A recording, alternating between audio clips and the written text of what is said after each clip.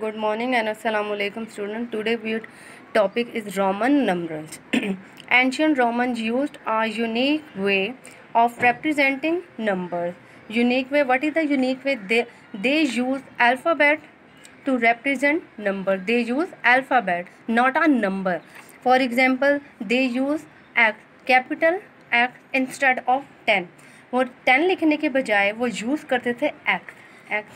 There is no zero in Roman numerals. This is the most important. There is no zero in the Roman numbers. They used alphabet, not number, or there is no zero in the Roman numbers. Here are the basic Roman numbers. Basic Roman number 1, 5 and 10. इनसे मिलकर बाकी सब number बनते हैं right side पे और left side पे. जब हमने राइट साइड पे नंबर लिखने इट्स मीन दे ऐड. जब हमने लेफ़्ट साइड पे नंबर लिखने इट्स मीन दे सब्ट्रैक्ट. हमारे जो नंबर्स हैं 1, 5, 10 यानी कि हम लोग नंबर्स में लिख रहे हैं. दैट जो हम लोग काउंटिंग लिखते हैं वो अरेबिक नंबर्स हैं. The first 10 Roman numbers are 1, 2. 2 mean 2 lines. 3 lines. 4 5 से ही 4 कैसे बना है 4?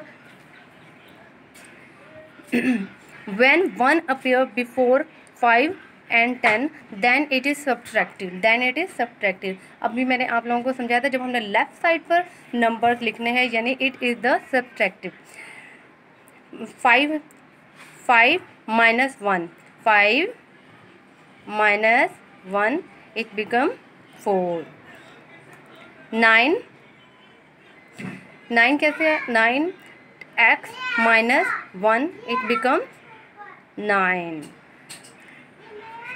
When 1 appear after 5 and 10 then it is added. How can we add? 5 plus 1 2. That's are the Roman. It become 7. The most important one symbol is not used for more than 3 times in a row. For example, if you write 4 like that, it is wrong. But in a Roman clock, 4 is right as. But the 4 real shape is in Roman counting is 5 minus 1.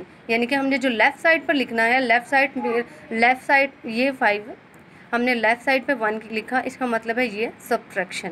जब हमने right side पे लिखते जाना है right side पर it's mean it's 6, it's mean it's 7 और it's mean it is added.